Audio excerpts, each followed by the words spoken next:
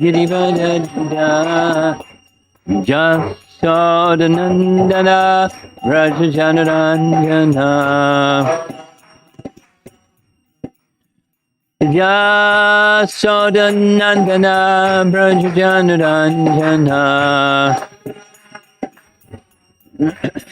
Jamunatiravana Jadi Jamunatiravana Jadi Jaya Radha Madhava Kunjabi Hari Kunjabi Jaya Radha Madhava Kunjabi Hari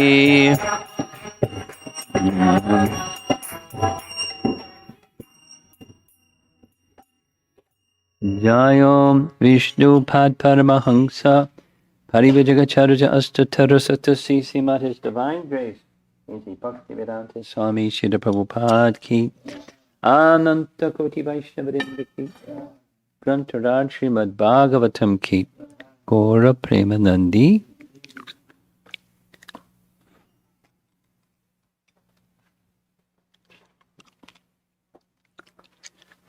Om Namo Bhagavate Vasudevaya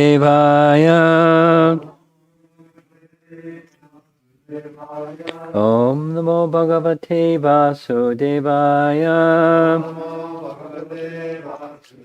Om Namo Bhagavate Vasudevaya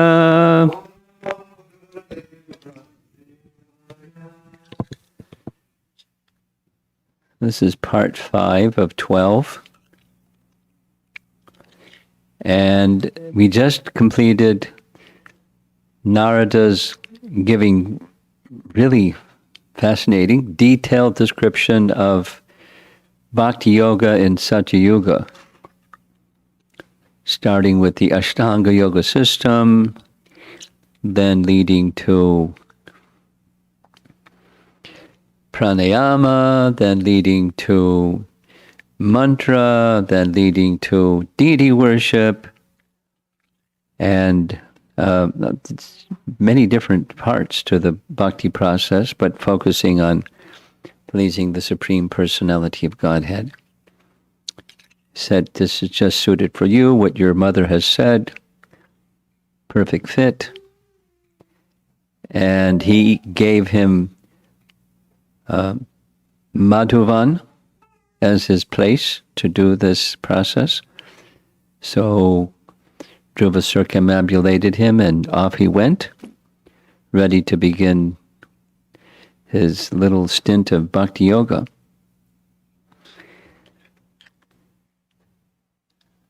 That's where we left off. So now he's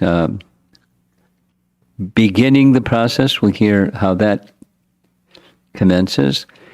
And Narada, being very intelligent, he knew that the father, King Uttanapada, was really a wreck, feeling really badly. One can only imagine how he felt. His son just went to the forest, and who knows if he's even alive. So Narada went back to the palace of Maharaj Uttanapada, and after Dhruva entered Madhuvan forest to execute devotional service, the great sage Narada thought it wise to go to the king to see how he was faring within the palace. When Narada approached the king received him properly, offering him due obeisances. After being seated comfortably, Narada began to speak. And a cultural comment is, even though he was in terrible distress and lamentation, he didn't neglect etiquette. He properly received Narada. So in this, embedded in this whole presentation, at different steps, there's reflections or exercises. So this is a reflection one. Any action has stages: thinking, feeling, willing.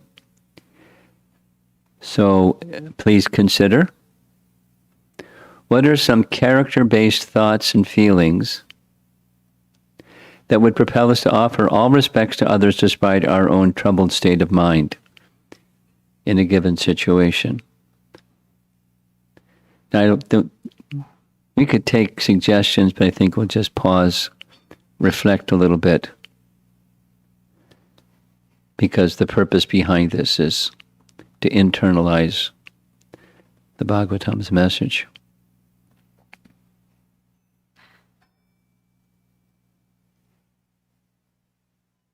So the behavior is the etiquette part, but preceding the etiquette part, there's something. So character-based thoughts and feelings. Even you're someone really distressed, really difficult, you still observe cultural etiquettes. Okay, so now we're going to go to what Narada says to the king. What happened to what Narada says to the king? Text 64 is Narada speaking.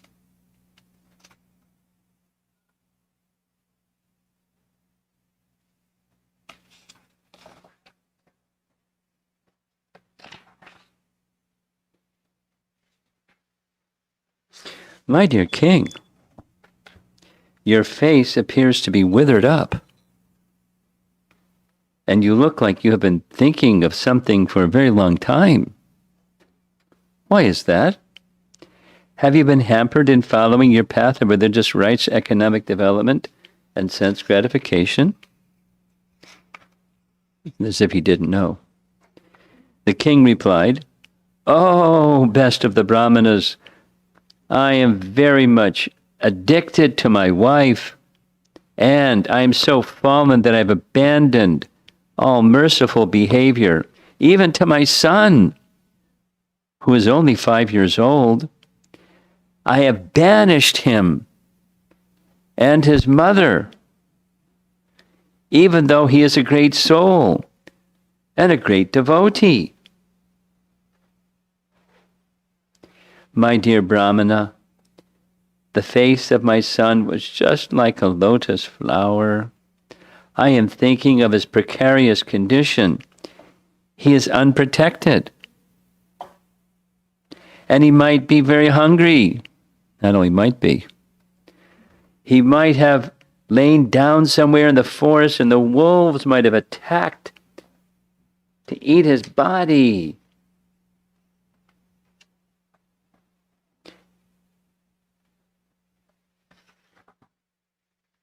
Alas, just see how I was conquered by my wife." There's the verse. "Just imagine my cruelty. Out of love and affection, the boy was trying to get up on my lap, but I did not receive him, nor did I even pat him for a moment. Just imagine how hard-hearted I am." True confessions, but it's too late. As far as he knows, his son could be dead or something, hurt or miserable, or who knows. Imagine how the king felt. Any father would feel. So we heard, going way back, to react and respond. When one is overly attached, intelligence is taken away and one doesn't perform properly. So some attachment is necessary. Over-attachment takes away intelligence, and one doesn't act properly. So now we're going to hear Narada pacifying the king, starting with text 68. Great sage Narada replied, "My dear king, please do not be aggrieved about your son. He is well protected. by the Supreme Personality of Godhead. Although you have no actual information of his influence, his reputation is already spread all over the world. That was fast. Now, this is the well-protected is underlined because that's the theme. It's what his mother understood when she allowed her son. She didn't tell him go off to the forest, but she allowed him to go, 5-year-old boy, alone into the forest. Not possible. We discussed this. Sharanagati. Question. So this is our commentators discussing this. How can one live in the forest and not be taken care of by anyone? Answer. Given by a great authority, Narada Muni, that such persons are well protected by the Supreme Lord. Sharanagati, or surrender, means acceptance or firm belief that wherever the surrendered soul lives, he is always protected by the Supreme Personality of Godhead. He is never alone or unprotected. Anyone who engages in devotional service anywhere within this universe is never unprotected.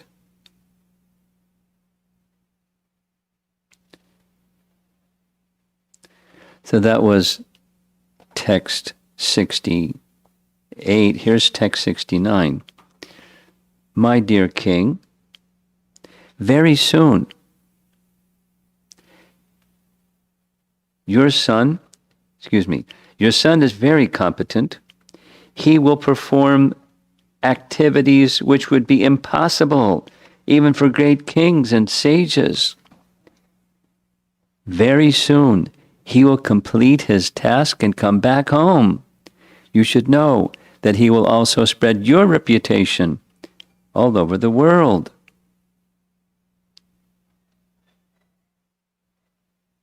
The great Maitreya said, the king, Uttanapada, after being advised by Narada Muni, practically gave up all duties in relation to his kingdom, which was very vast and wide. It was the whole world, actually.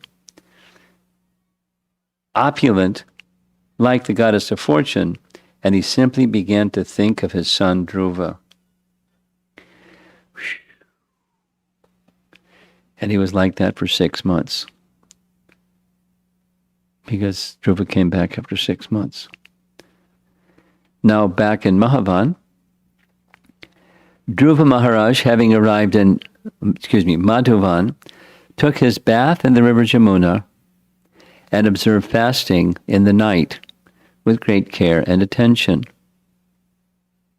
And after that, as advised by the great sage Narada, he engaged himself in worshipping the Supreme Personality of Godhead.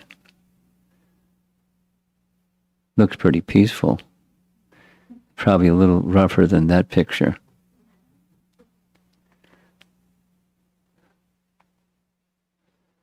Then Prabhupada's purport to that verse, our only, I put in really big letters, only concern should be how to execute the order of the spiritual master. A spiritual master is expert in giving special instructions to each of his disciples, and if the disciple executes the order of the spiritual master, that is the way of his perfection. Now, Prabhupada was interested, he often used the word perfection, path of perfection and so on. But the bhakti process is not just to get comfortable and better situated. It's the path to perfection. And the path to perfection is this very simple principle. It's expressed in so many ways. Mai chananya yogena bhaktiravya vicharini, that item of knowledge is made possible by acharya upasana. This is 13th chapter of Bhagavad Gita. Or another nice place in Bhagavad Gita, the 241 purport, Prabhupada says it twice. The secret to success in spiritual life is taking the instruction of the spiritual master as one's life and soul. Now, Prabhupada didn't just say it, he did it. That was his success. He took a very difficult instruction as his life and soul, and he achieved perfection, although he felt the instruction was impossible. With there's many nice expressions of Prabhupada saying, I was horrified.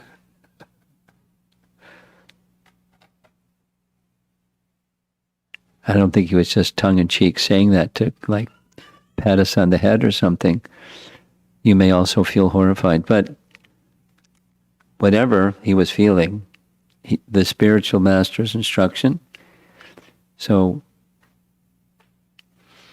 that's what Dhruva did. Now, he began the process of devotional service, but it included some austerities, as you know, and we're going to hear about those austerities next, starting with text 72. Really intense.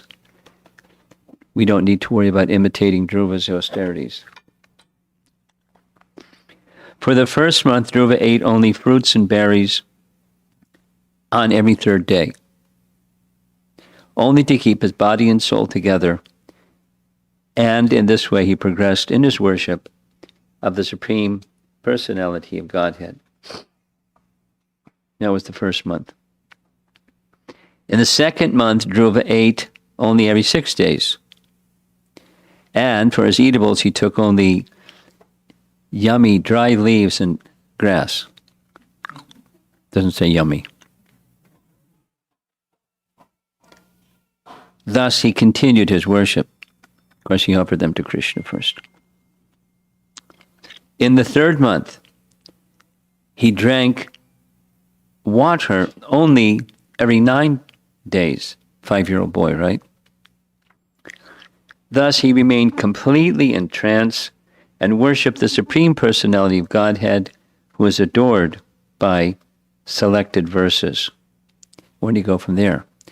In the fourth month, Dhruva became a complete master of the breathing exercise, and thus he inhaled air only every 12th day. In this way, he became completely fixed in his position and worshipped the Supreme Personality of Godhead, of course, all the while chanting his mantra. By the 5th month, Maharaj Dhruva, son of the king, had controlled his breathing so perfectly that he was able to stand only on one leg, just as a column stands without motion, and concentrate his mind fully on the Parabrahman. Text 77, the last of this section. He completely controlled his senses and their objects, and in this way he fixed his mind without diversion to anything else upon the form of the Supreme Personality of God. If you remember, that form was described very, very beautifully. Oh, that was yesterday evening. Really nice description. And Narada also mentioned the pastimes of other forms of the Lord. I mean, Narada, only 5 years old, his grandfather is Swayambhuva Manu, and his great-grandfather is Brahma, so he knew lots of things about the personality of Godhead, and he is fixed. So now comes the effects of his meditation. Notice the crack in the ground and everything seems to be trembling. When Dhruva Maharaj thus captured the Supreme Personality of Godhead, who is the refuge of the total material creation and who is the master of all living entities, the three worlds began to tremble. Cha compute, Trayo lokas cha compute. And this word I put in color-coded. Dhara yamanasya. Dhara yamanasya. In the word for word, the translation is captured, and the word for word is taken into the heart. Now, super soul is already in the heart, but he was fixed in consciousness of, or he captured, or he had taken into, so he couldn't get away, and the Lord couldn't get away. He was fixed. He was in trance. Samadhi. 5-year-old Samadhi boy. Amazing. So the question is raised by our acharyas, how is it possible for Dhruva Maharaj to capture Brahman within his heart? Jiva Goswami says, the Supreme Personality of Godhead is the origin of Brahman, for since he, Personality of Godhead, comprises everything material and spiritual, there cannot be anything greater than he. In other words, to capture the Brahman, it's all-pervasive. How do you capture Brahman? Well, you capture the all-pervasive Brahman because it emanates from the person. Many persons, especially the Mayavadi philosophers, consider Brahman the biggest, all-expanding substance. But according to this verse and other Vedic literature such as Bhagavad Gita, you can tell this is Prabhupada's language, the resting place of Brahman is the Supreme Personality of Godhead, just as the resting place of sunshine is the sun globe. Srila Jiva Goswami therefore says that since the transcendental form of the Lord is the seat of all greatness, he is the Supreme Brahman. Since the Supreme Brahman was situated in the heart of Dhruva Maharaj, he became heavier than the heaviest. And therefore everything trembled in all the three worlds and in the spiritual world. Pretty intense. The material world trembling, that's one thing. The spiritual world trembling, that's another thing. Then Prabhupada explains the three Brahman, Paramatma, Bhagavan features. Bhagavan is the resting of the other two. By associating constantly with a Supreme Personality in his heart, Dhruva Maharaj naturally became equal to the greatest Brahman by his association, and thus became the heaviest, and the entire universe trembled. Then there's a metaphor of how the universe was trembling. As Dhruva Maharaj, the king's son, kept himself steadily standing on one leg, the pressure of his big toe pushed down half the earth, just as an elephant being carried on a boat rocks the boat left and right with every step. Now, compliments to the graphic person that found this image. That's really a good image. A little tiny boat and a big elephant. Just a little anecdotal story. In Mayapur, there's an elephant. Name is Gulab. I don't know if there's some connection between Gulab and Glubjaman, but his name is Gulab. And on certain festival days, they take Gulab onto a boat. And when Gulab steps on the boat,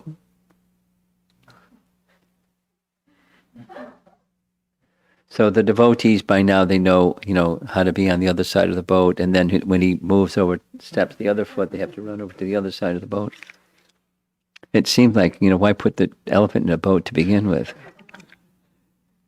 Pretty scary. But the elephant, too, supposing he falls in the swift river going by. Anyway, they know what they're doing, I guess.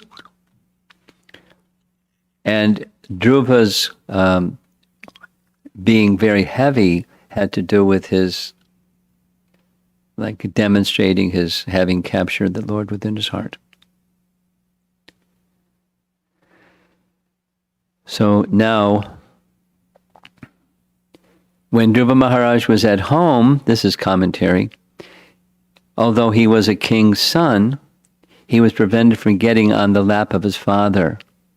But when he became advanced in self-realization or devotional service by the pressure of his toe, he could push down the whole earth.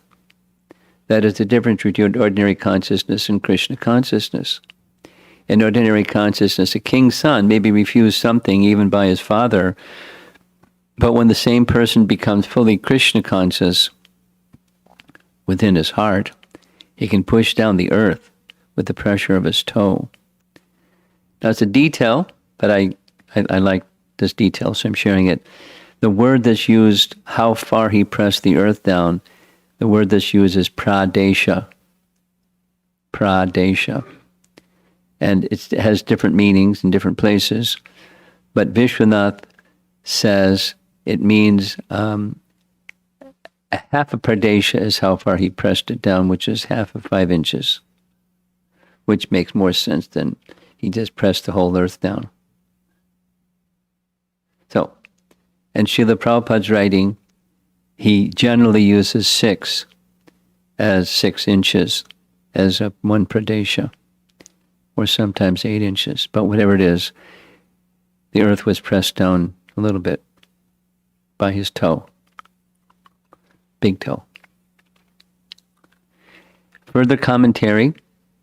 When Dhruva Maharaj became practically one in heaviness with Lord Vishnu, this is the verse, the total consciousness, or Vishvam Atmanaha, total consciousness, due to his fully concentrating and closing the holes of his body, the total universal breathing became choked up, and all the great demigods and all the planetary systems felt suffocated, and thus took shelter of the Supreme Personality of Godhead. Now, a question that came to me, and it may be coming to you too, what about other yogis during Satya Yoga that knew how to do this process, and they controlled their breathing? Why the universe didn't get choked up then too? So if you have that question, don't ask me, because I don't know.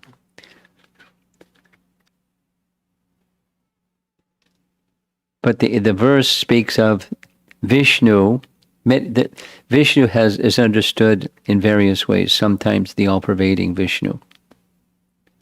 Of course, he has a form, but that form, as by his expansion as Paramatma, is everywhere, and by his energies, he's everywhere. So he's everywhere. He's all-pervasive. But another is total consciousness, Vishvam Atmanaha. Total consciousness. Like a phrase during my college days was cosmic consciousness. People didn't know what that meant, but they used it. Cosmic consciousness. You could hear sometimes Prabhupada was asked, when you chant this mantra, can you reach cosmic consciousness? And Prabhupada asked, what's that? And they said something, you couldn't hear it. It was so audible. And he kind of dismissed it. But Vishnu isn't something you dismiss. The total consciousness is he's conscious of everything, everywhere, at all times. That's quite inconceivable. That's the total consciousness of Vishnu. And he became one in heaviness with him due to his full concentration. So abhidhyayati and atmanya Diya, these 2 phrases are used in the verse. Diya, meditation. At, ananyaya, undivided concentration. And abhi, dhyayati. So he was going for perfection. He wasn't, fiddling. He wasn't distracted. We're distracted. We're trying, but we're distracted. But he somehow managed to become completely fixed. So there's this nice painting, BBT painting. Dhruva's over there on the left doing what he's doing, and over on the right there's the demigods who are suffocating. And of course they go to Lord Vishnu. The explanation that Prabhupada gives, this example of Dhruva Maharaj's closing the holes of his personal body and thereby closing the breathing holes of the total universe clearly indicates that a devotee, by his personal devotional service, can influence all the people of the whole world to become devotees of the Lord. It's a nice photograph. Prabhupada somehow looks pretty luminous. Maybe it's photoshopped a little bit. But it's still nice. And what Dhruva did is not what Prabhupada did. He didn't block the holes of his body. He became he became fully Krishna conscious. He became empowered by Krishna to carry Krishna's message forward. And by his influence, so many people, it's possible, the influence is there for the whole world to become devotees of Krishna. And thus, if there's only one pure devotee in pure Krishna consciousness, he can change the total consciousness of the world into Krishna consciousness. And Srila Prabhupada made a startling effect on the world. One man. Very powerful. So now comes the section where the demigods are taking shelter of the personality of Godhead. Nice painting. That's Lord Brahma with 4 heads sitting there. Other demigods surrounding him. Lord Shiva in the background. And then behind him, of course, is Mahavishnu. Excuse me, Shiradakshay Vishnu, reclining on Anantashesh. And another similar picture.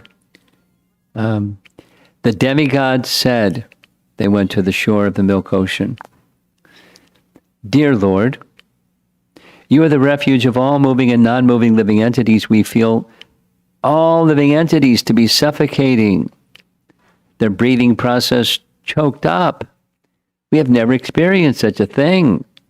Since you are the ultimate shelter of all surrendered souls, we have therefore approached you. Kindly save us from this danger." They're interested in their own well-being, but they're also interested, because they're demigods, in the well-being of everyone.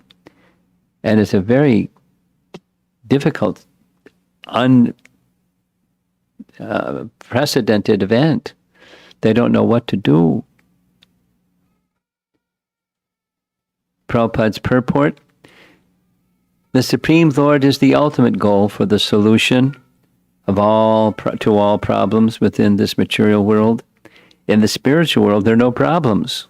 Well, there's no material problems. But the material world is always problematic.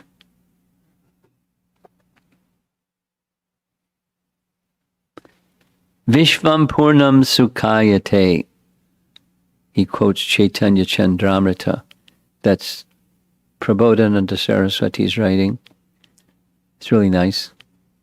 Vishvam Purnam Sukhayate. Devotees are free from all problems because they are fully surrendered to the Supreme Personality of Godhead. For a devotee, everything in the world is very pleasing because he knows how to use everything in transcendental loving service of the Lord. So in other words, even when there's a difficulty, one knows how to negotiate or navigate their way through. Vishvam Purnam Sukhayate. The Supreme Personality of Godhead replied, "My dear demigods, do not be perturbed by this. It is due to the severe austerity and full determination of the son of King Uttanapada, who is now fully absorbed in thought of me. He has obstructed the universal breathing process. You can safely return to your respective homes. I shall stop this boy in his severe acts of austerities, and you will be saved from this situation. He has simply concentrated his mind on me. This will not destroy anything." That's commentary. So the pastime is so celebrated. There's many, many, many nice paintings of Vishnu coming before Dhruva. So we'll see several of them. That's the end of the chapter, and we're going to just cover the beginning part of chapter 9. 5 verses. How are we doing with time? What time is it? Okay. So this is, the Lord makes his appearance. He touches Dhruva with his conch, and Dhruva is now ready to offer his prayers. So the chapter begins this way. The great sage Maitreya told Vidura, when the demigods were thus reassured by the personality of Godhead, they were freed from all fears, and, after offering their obeisances, they returned to their heavenly planets. Then the Lord, who is non-different from Sahasra Shirsha incarnation, who's that? The Sahasra Shirsha incarnation. We'll find out shortly. He's non-different from Sahasra Shirsha. He got on the back of Garuda, who carried him to Madhuvan forest to see his servant Dhruva. This is the phrase Madhuvan, Madhor Vanam, Britya Didrikshaya Kata. By means of Garuda, the Lord went to Madhuvan with the desire to see his servant Dhruva. So there's Garuda looking this way. Lord Vishnu has more arms in this picture than he does in this picture. And Garuda's carrying a snake just in case he gets hungry. Here's Prabhupada's purport.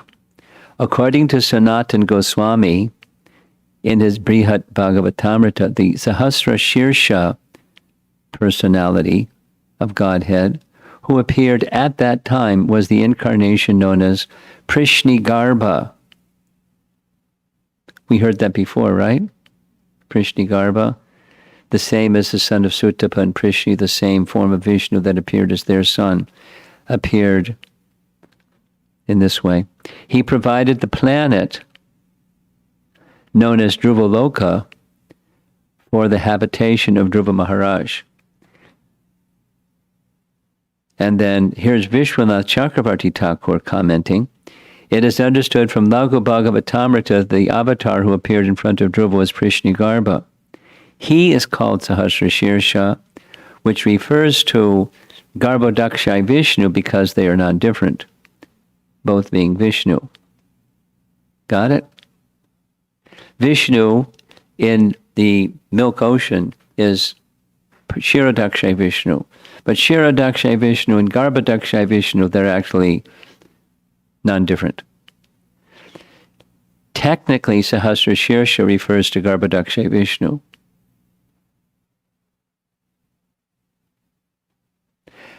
But it can also refer to the Supersoul because his hands and legs are everywhere. Sahasra Shirsha, Purusha, Sahasraksha, Sahasrapad, etc. The terminology, something that I've learned about this terminology is don't get compulsive about if it's this, it can't be that. Because you have whiplash if you do that one. Because just in this morning, I was looking through Laghu Bhagavatamrita for something else, and I came across the name of the form of Vishnu who resides in the milk ocean is Ajita, not Prishnigarbha. Prishnigarbha is the name of that form that appeared in this world. Ajita is the name of the Lord that's in the spiritual world, or the Svetadweep. But he's non-different than Garbhodakshai Vishnu, who's Sahasra Shirsha. So if you're really puzzled, that's okay. The nomenclature is just identifying a particular aspect or feature of the same Supreme Lord. So if you like this one, that's good. If you like that one, that's good. They do refer to different features or aspects of him and his services and his activities. So don't worry about the nomenclature if you get confused. The form of the Lord, which is, this is the next verse, text 2. The form of the Lord, which was brilliant like lightning, and in which Dhruva Maharaj, in his mature yogic process, was fully absorbed in meditation, all of a sudden disappeared. Thus, Dhruva was perturbed. and his meditation broke. But as soon as he opened his eyes, he saw the Supreme Personality God had personally present, just as he had been seeing the Lord in his heart. Now here's a little sweetness to all of this, and I'll just paraphrase it before you see the slide. It's one of our acharyas speaking about how elevated are the Vrijvasis. The Vrijvasis, when they were separated from Krishna, their intensity of meditation upon Krishna was such as they could see him in front of him, although they were simultaneously feeling separation from him. Go down a notch or two, and there's Dhruva, and he's seeing the Lord within his heart. But then suddenly, for the purpose of this assistance of the demigods, as well as showing his favor to Dhruva, that Lord in the heart disappears and he sees the Lord outside. Our acharyas are saying the residents of Vrindavan go even beyond Dhruva's status, the intensity of their loving devotion. So here's the commentary. In their trance of separation, the devotees of Braja are aware of nothing but Krishna. Their ecstasy is so deep that as a natural effect of remembering Krishna, they see him physically before them. Only pure devotees whose love for Krishna is not on the same level of perfection have separate experiences of him internally and externally. Dhruva, for example, concentrated his mind on Lord Vishnu in deep meditation, but his internal vision of the Lord did not expand into a vision outside, like that of the gopis. Only when Lord Vishnu came to Dhruva to offer him special mercy did the Lord disappear from Dhruva's heart to show himself externally. So the gopis are the best. It's a nice one to remember, in case you're in a trance of meditation on how wonderful are the gopis. It's a nice one to meditate on. Prabhupada. In the Brahma Samhita 538, it says, Premanjuna Charita Bhakti Vilochanena, a saintly person. Who's that saintly person pictured here? Bilvamangala, right? And there's Krishna. He's blind, but he's seeing Krishna. A saintly person who has developed love of Godhead by devotional service always sees the Lord's transcendental form of Shyamasundara, the Shyamasundara form of the Lord within his heart, within the heart of a devotee, is not imaginary. And further in the purport, when a devotee becomes mature in his prosecution of devotional service, he sees face to face the same Shyamasundar he has thought of during the entire course of his devotional service. When, oh when will that day be mine, right? But it starts somewhere. So here's another reflection. And the reflection is, like Dhruva, we should also, with faith, persevere and remain within the bhakti process given to us by our acharyas, by Prabhupada and our teachers. And we just stay with that, and Krishna will come to us and stay with us. Isn't that nice? That's the lesson. You know, Bhakti Siddhanta's phrase, don't try to see Krishna, act in a way Krishna will see you or want to see you. Like that.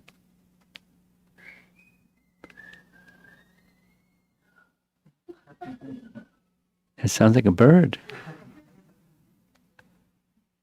It's a plane. It's a super baby. Okay. Excuse me. When Dhruva Maharaj saw his Lord just in front of him, he was greatly agitated and offered him obeisances and respect. He fell flat before him like a rod and became absorbed in love of Godhead. Dhruva Maharaj, in ecstasy, looked upon the Lord as if he were drinking the Lord with his eyes, kissing the Lord kissing the lotus feet of the Lord with his mouth and embracing the Lord with his arms.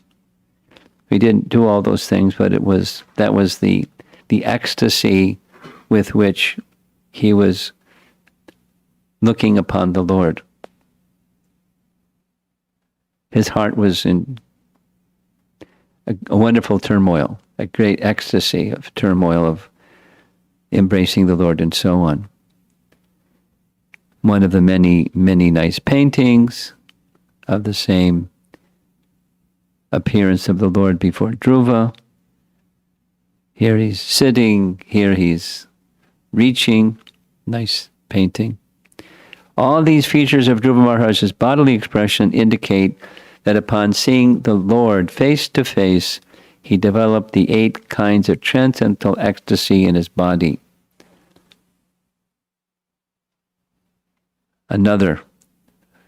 Two more verses. Although Dhruva Maharaj was a small boy, he wanted to offer prayers to the Supreme Personality of Godhead in suitable language, but because he was inexperienced, he could not adjust himself immediately. The Supreme Personality of Godhead, being situated in everyone's heart, could understand Dhruva Maharaj's awkward position. Out of his causeless mercy, he touched his conch shell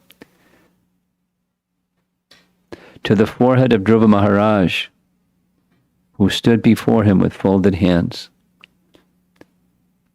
Celebrated gesture. Many paintings have that specific gesture also. He already had the hand of Narada touch his head, and now he has the conch of the Supreme Lord touch his head. Whew. Prabhupada writes, the personality of Godhead being situated in everyone's heart specifically gives a devotee intelligence to describe him. It is therefore understood that when a devotee writes or speaks about the Supreme Personality of Godhead, his words are dictated by the Lord from within. Isn't that a nice illustration of that purport? This is Prabhupada doing the Bhaktivedanta purports, and his consciousness is being dictated by Krishna. As he said, these were not written by me, these were written by the Personality of Godhead. Just hearing his own purports. Prabhupada was on another plane of existence, definitely. When Dhruva Maharaj felt hesitant, not knowing how to describe the Lord for want of sufficient experience, the Lord out of his causeless mercy touched his conch shell to Dhruva's forehead, and he was transcendentally inspired. The transcendental inspiration is called Brahma Maya, because when one is thus inspired, the sound he produces exactly corresponds to the sound vibration of the Vedas. This is not the ordinary sound vibration of this material world. Therefore, the sound vibration of the Hare Krishna mantra, although presented in the ordinary alphabet, should not be taken as mundane or material. Very nice. And concluding, there's this reference from Hari Bhakti Sododaya, Swamin Katarto Smi Varam Niyache. Invariably, Prabhupada would quote this. It's not from Bhagavatam, it's from Hari Bhakti Sododaya, but it's a very celebrated part of the message that we hear when we hear Prabhupada describe the Dhruva story. Paraphrased, "O my Lord, because I was seeking an opulent material position, I was performing severe types of penance and austerity. Now I have gotten you, who is very difficult for the great demigods, saintly persons, and kings to attain. I was searching after a piece of glass, but instead I have found a most valuable jewel. Therefore, I am so satisfied that I do not wish to ask any benediction from you." Now, Prabhupada would tell this phrase and this message as if it was from the Bhagavatam, but that's okay. It's certainly connected. These are the words of Dhruva, Jiva Goswami's commentary. They do not spring from full realization of the sweet aspect of the Lord. these words arose from the touch of the Lord's conch. However, it is evident that gradually he obtained that realization. Interesting, huh? Our acharyas like to emphasize the sweetness aspect. There's the opulence aspect, and there's the sweetness aspect, and they really like to emphasize the sweetness aspect. It nourishes our appreciation for the sweetness aspect. At that time, last verse, Dhruva Maharaj became perfectly aware of the Vedic conclusion and understood the absolute truth and his relationship with all living entities. In accordance with the line of devotional service to the Supreme Lord, whose fame is widespread, Dhruva, who in the future would receive a planet which would never be annihilated, even during the time of dissolution, offered his deliberate and conclusive prayers. That's tomorrow. His prayers begin. And next to the last, Dhruva Maharaj never went to any school or academic teacher to learn Vedic conclusion.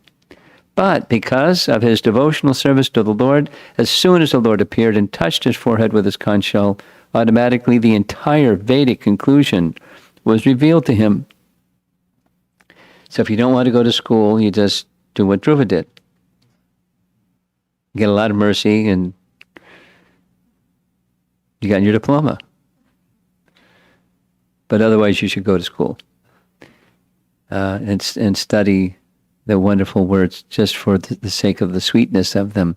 The Vedas indicate that only the one who has unflinching faith in the Supreme Lord as well as the spiritual master is the Vedic conclusion revealed. That's natural commentary by Prabhupada because it's something he quoted regularly. Yasya devi para bhaktir yata deve tata garau tasyaite katita hyartha prakashante mahatmanaha. Okay, so now we're ready for Dhruva's prayers. And it only took 1 hour to do all this. So we have a little bit of time for discussion. Looking around the room, I'm sure there's going to be some discussion. Yes.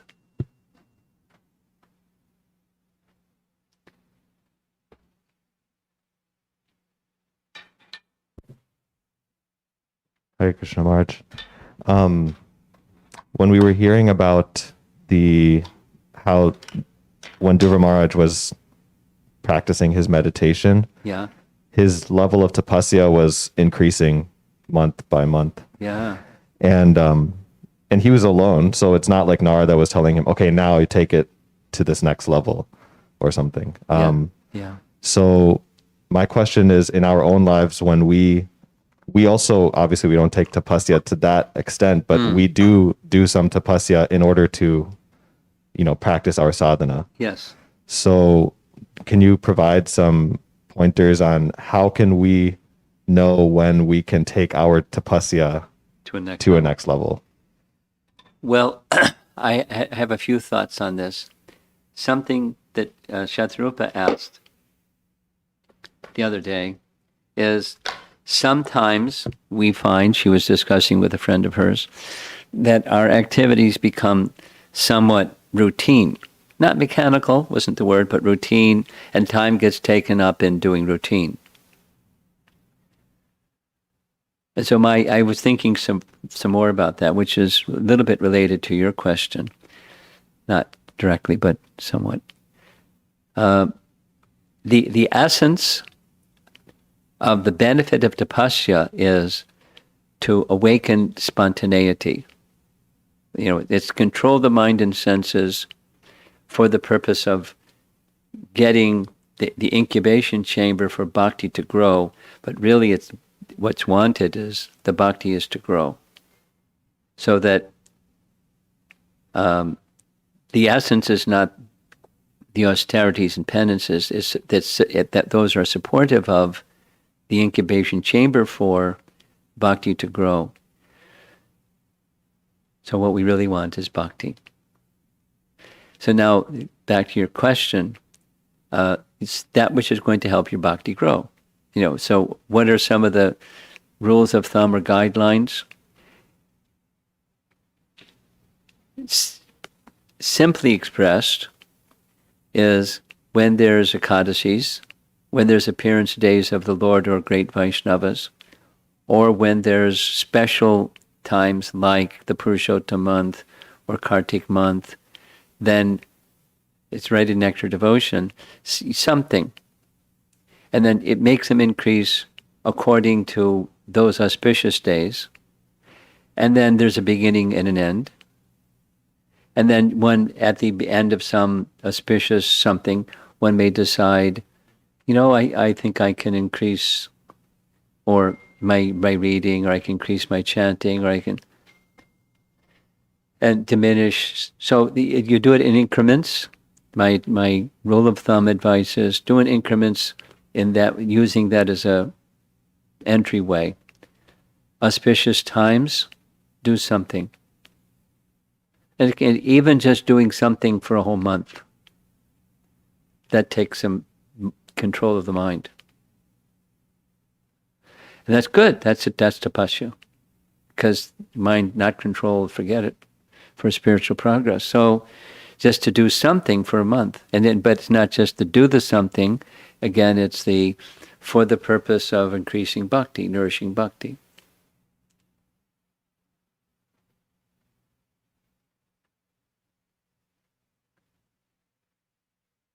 And letting go of something. I have this really, really vivid memory of Tamal Krishna Maharaj teaching nectar devotion in the VIHE at the same time I was teaching something, and Raghunath, Damodar Swami's disciple Raghunath, was sharing, he had just heard this class, and he took it seriously, what Tamal Krishna was saying. They should think of something that's very dear to them and give it away to someone else. Detachment. So, and for him, I think it was a really warm sleeping bag, because at Kartik time it's really cold, or maybe it was a jacket or sleeping, but something like that. And he gave it up, and it was like, oh. But he felt, after having done it, and after having gone through the whiplash of having, given it up, can't ask for it back, he actually felt lighter. So that's another. You just take an instruction that's there in Rupa Goswami and you fulfill it because it's an instruction of Rupa Goswami, which is similar to taking the instruction as one's life and soul. You follow it because it's an instruction to do so. And specifically, Tamal was saying something that's important to you, not something that's unimportant to you, something that's important to you. Not so that you bleed, but, and you sacrifice for others. That's good. So another rule of thumb is sustainable. Unsustainable vratas are you make you feel bad. Oh, I'm a loser. And something, that negative emotion thing. So something sustainable, and then have a little celebration, and then think, okay, what's next? Like that, and use the parameters of auspicious days or auspicious periods. And it gives strength. Anything else?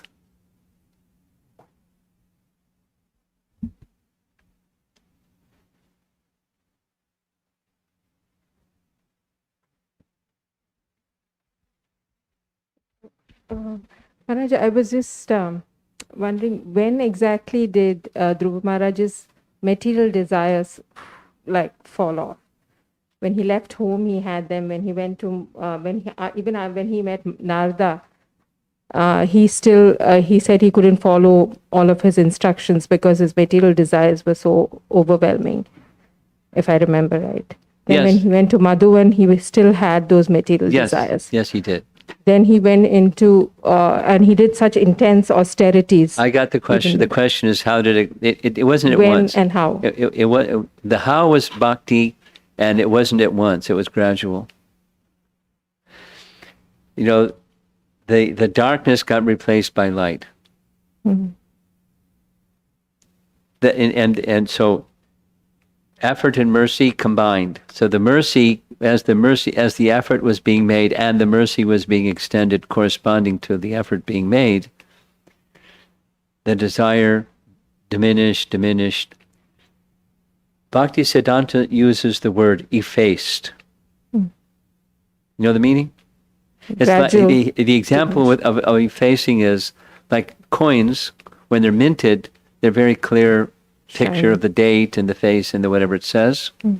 And after some time rubbing with other coins, it gets effaced. You can't see the date or the name or the face anymore, effaced, just by rubbing. So the bhakti process has the effect of effacing contamination. Chanting, he uses it in connection with chanting. Even Namabhas chanting steadily done has an effacing effect.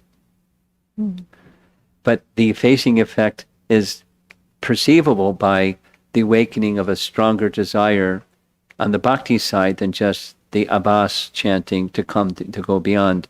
The desire to go beyond Abbas chanting gets stronger. That's a sign that the effacing is taking place. So that is, the covering is being diminished and the bhakti is being increased. So your question is, at what point in time it fell off? It didn't fall off. It was gradually diminished as his bhakti was gradually increasing. Because the austerities was, I'm using this word, incubation chamber. It was an assisting factor, but the essence was the bhakti. The meditation upon the form of the Lord. They would have this detailed description of a deity form of the Lord. We don't hear anything of Dhruva with a deity form, but meditation on the form, mantra, pastimes, bhakti. This bhakti was being nourished in this chamber of sense control, and the desire to get the kingdom gradually subsided. The get-back mentality gradually subsided. It's gradual. That's the answer. Thank you, Maharaj. Okay. The same for us. Gradual.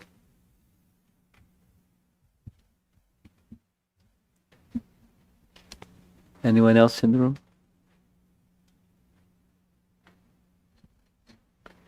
Hare Krishna Maharaj. The performing the austerity austerities itself is not wrong, but the intention for which the austerities is performed is, it is going to be a challenge. That's what my understanding is. Well, it's neither right nor wrong. It's not only not wrong, it's neither right nor wrong.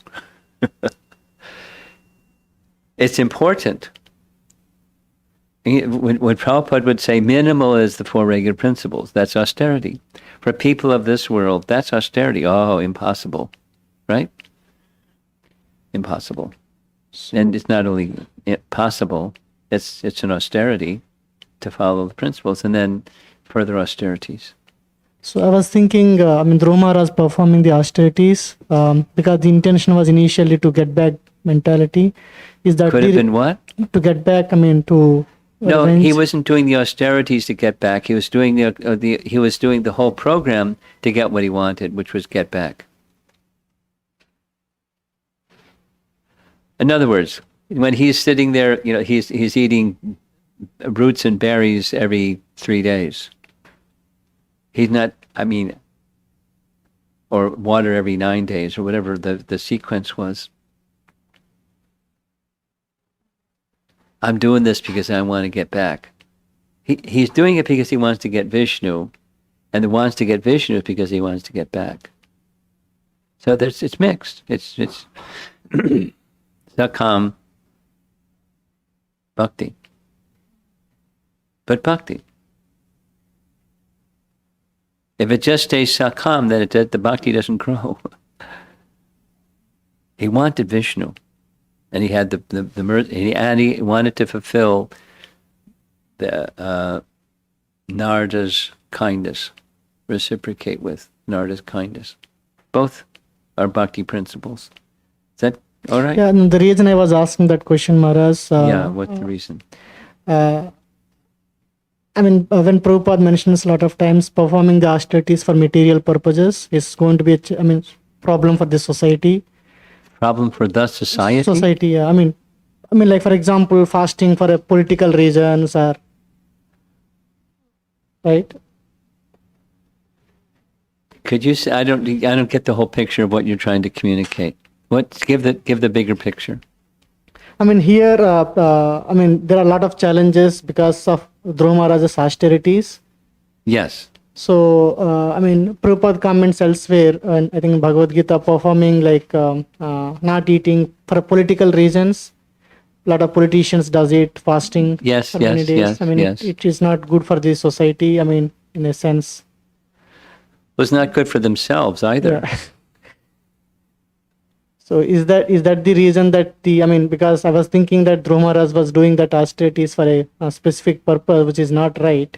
To start with, maybe later on it's a bhakti process. Is that the reason that is having a lot of challenges? No, I'm not sure what you're asking, but it's more common that people do austerities for material purposes than people do austerities for spiritual purposes.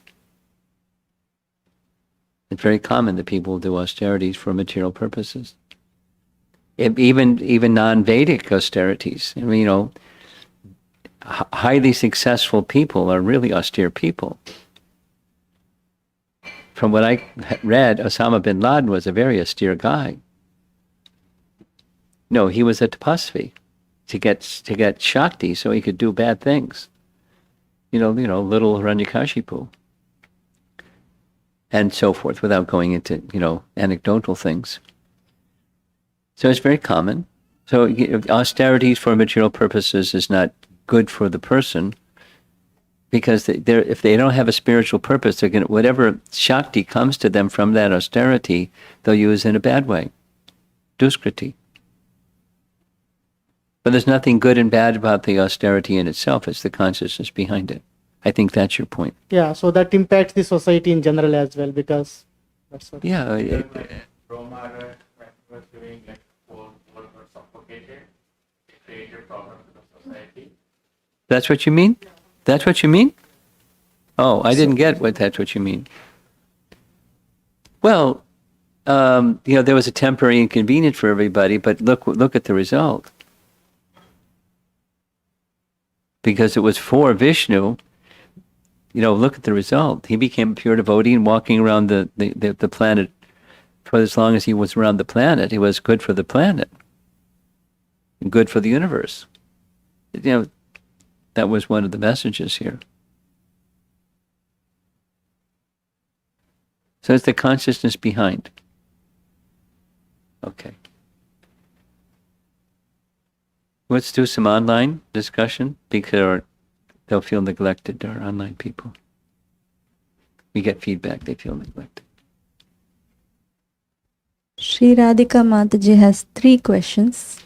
The first question is, you said that Sharanagati means acceptance of firm belief that wherever the surrendered soul lives, he is always protected by the Supreme Personality of Godhead.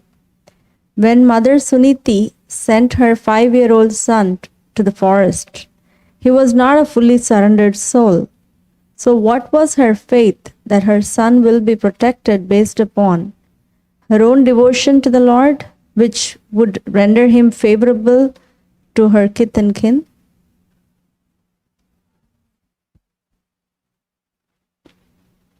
I was distracted. So just say the punchline of the question again. And therefore what? So when Mother Suniti sent Dhruva to the forest, he was not a surrendered soul. Why is she saying that?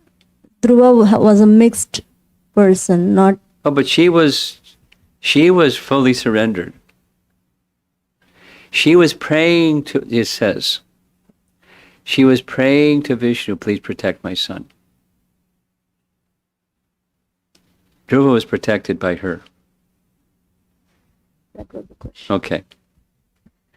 Second question is, there is nothing material about Narada Muni, yet his action of approaching King Uttanapada as if he did not know the situation could, in ordinary life, be seen as duplicity. Oh, it's just courtesy. He's not saying, I know your mind. It's just being socially courteous. That's my understanding. Third question is, And giving the king a chance to pour his heart out. I mean, I had a meeting with somebody a while ago, and they wanted to pour their heart out, and I pretty much had an idea what they were, what it was going to be, and I could have said, let me do a quick one. Save yourself and myself some time. Here's what's in your heart. But that wouldn't have been nice. I let them pour their heart out, so they felt heard and all that. That's it's just social respect. the next question is, we know that when Dhruva Maharaj returned, even Suruchi went to receive him. Is there any information regarding whether she had had a change of heart? And if so, what was the stimulus? Well, some kind of change of heart, yes. She probably felt guilty. Maybe she didn't, but she probably felt guilty. And she probably felt that, because it wasn't just a change of heart. She's in the presence now of a perfected soul. You feel something when you're in the presence of a perfected soul. You have to. So, we don't know exactly what transformation went on within her, but something, and how it happened, and the degree to which it happened, and we don't know. That's it. More. Go ahead. This is from Snehavalli Mataji. It was said in the purport that when Dhruva Maharaj was touched by the conch shell, he attained all the realization. When Lord Vishnu appeared, Maharaj Dhruva was in a purified stage. Yes. So in that stage, he must have attained all knowledge. Did he not attain all realization through the bhakti process? Well, part of the bhakti process was fulfilled when he was touched by the conch shell. I mean, what it says specifically, he was a little boy. He hadn't been to school. He hadn't been formal education, 5-year-old boy. What does he know? And how can he speak properly in this awesome situation like this? He was bewildered. He was confused. That's not the word that was used. But his countenance was made complete. So if her question specifically was, did he have all Vedic knowledge before the conch shell or only after the conch shell? That seems to be what she's asking. It was made complete. I mean, and it's part of the culmination of the bhakti process, the favor of Lord Vishnu manifesting in that particular way. So it could happen some other way with another person, but it happened that way with Dhruva. And thus he knew he had the empowerment to speak in the way that he spoke his prayers. Next. Mahati Kirti Mataji has 2 questions. The first question is, Dhruva Maharaj got purified when he saw the Lord and did not want anything material. But whereas Hiranyakashipu, after long penance, when Lord Brahma appeared, his material desire did not go away. I would like to hear your comments. Why purification did not happen when Hiranyakashipu saw Lord Brahma? Because he didn't have bhakti, and Dhruva had bhakti.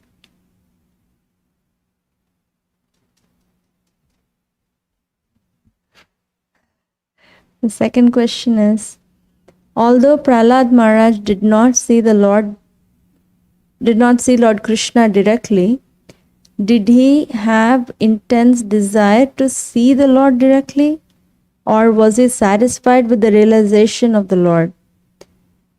Whenever he was put in danger, he prayed to the Lord for help.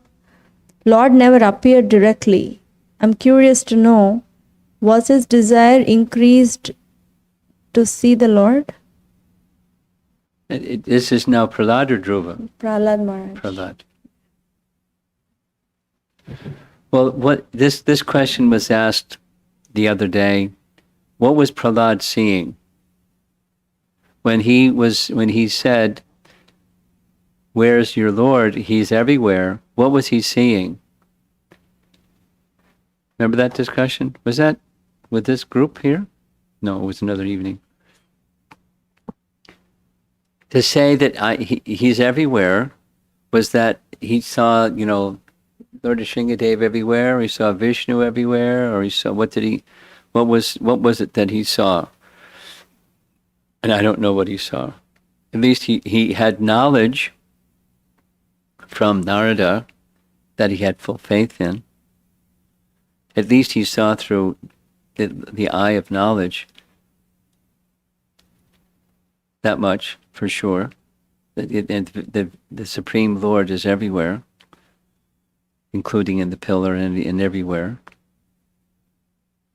So, did he have a desire to see that form of the Lord?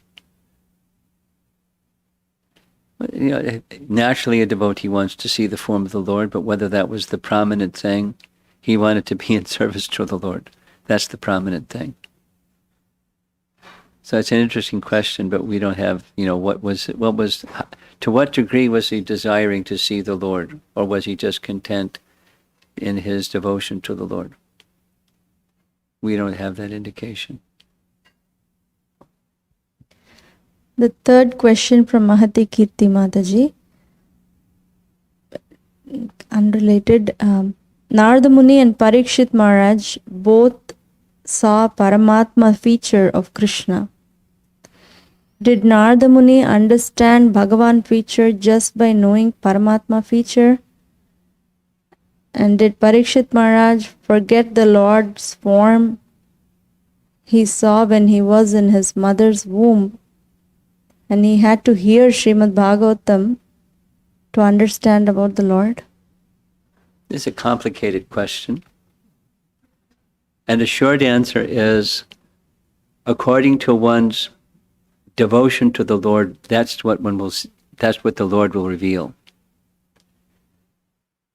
Now there's in the preamble is, he saw Paramatma. Now I don't know if he saw Paramatma or if he saw Bhagavan. But one will see, according to the personality of Godhead, are revealed to each person according to their faith and their regard for Him. So that much you should be happy with understanding. This is from Sachi Sutta Prabhu.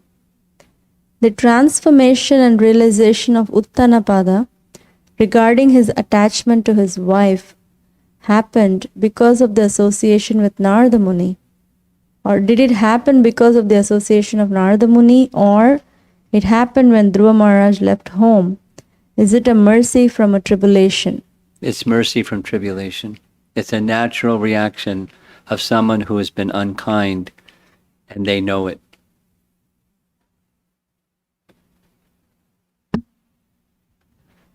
This is from Amara Mataji. Dhruva Maharaj's intention of getting a bigger kingdom was gradually shifting to getting darshan of Lord Vishnu.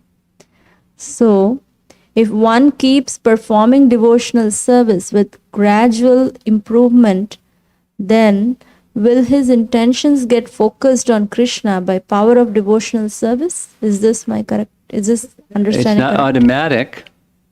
It's not a vending machine, but yes, in due course of time that happens. I think we'll end with the next one. It doesn't matter how many more there are. That's it. We'll just do one. This is from Sanchari. On the topic of having unflinching faith on the spiritual master, my thoughts turned to conversations and interactions I've had with those who try to explain Srila Prabhupada's more controversial statements from a sociology standpoint. That is, he is a transcendental person, yet was an Indian man, so his views in some way reflect that bias, etc. In a previous conversation, you had stated that such minimization of Srila Prabhupada's position was lethal. Upon reflecting, what I'm understanding is that unknowingly we develop a sense of familiarity with the Acharya and mistake our own interpretations as something arising from knowing such a person. I can see how being overcautious in the relationship with, in my case, the spiritual grandfather, can help protect me from developing familiarity. I'm trying to gain clarity on what is the balance in feeling a sense of belonging and acceptance in the relationship with pure devotees who are no longer physically present and not fall into the sense of almost false entitlement and familiarity.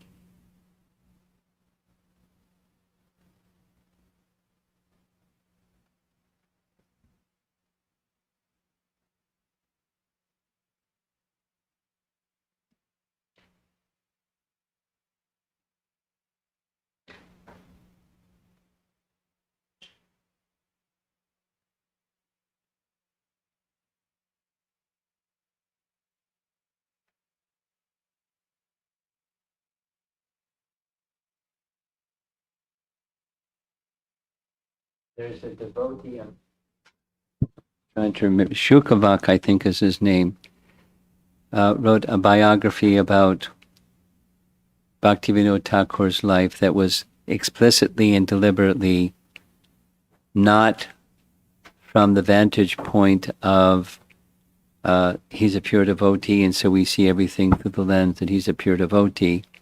It was deliberately from the vantage point of someone that sees him as a product of his times, Bhaktivinoda. Because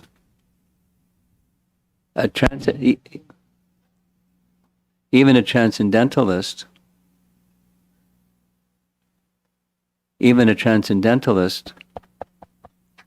is in an environment that is of this world.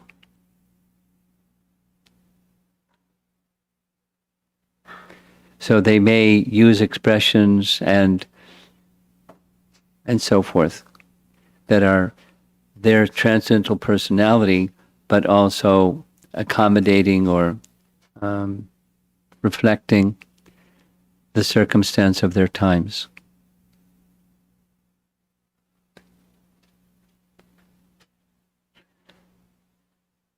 I mean, like for example, I was just listening to some lecture where Prabhupada was giving examples, and he was using examples that I didn't even know that he knew about. I can't remember exactly. Just like languages of things, of how people describe things. And he just picked up on how people describe things. I'm guessing it wasn't part of his education. It was part of just his experience in the world and being very alert and seeing how people do things and how they name things and so on. So it's being relatable to the world, but being, in contact with the world and expressing in that context. So to say that Prabhupada would sometimes speak in a certain way because he was from a certain period of history, I don't think that's belittling. It's not the essence of who he is.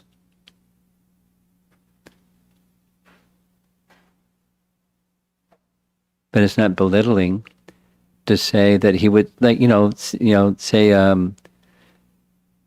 without giving anecdotal examples. He would speak sometimes of legs and feet as hands, or something like that. It's just because, or something that I learned that in India, clothing is the word is used as dress. But in America, dress means what a lady wears.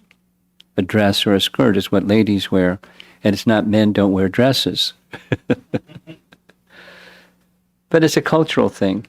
So he may use the word dress.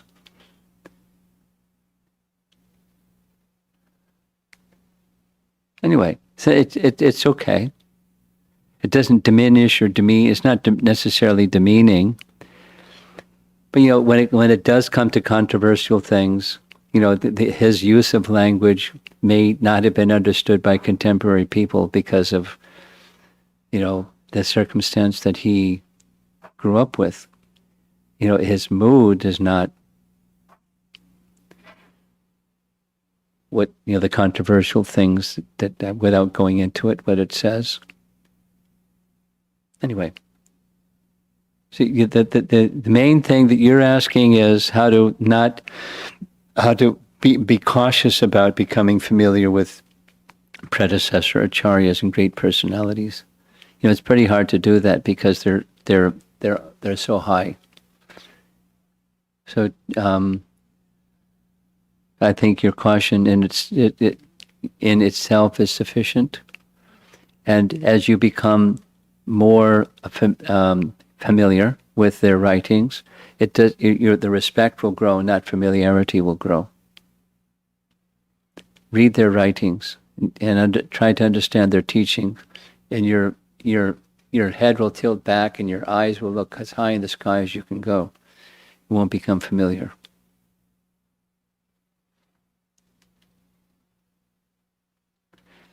Okay? Prabhupada Ki Jai.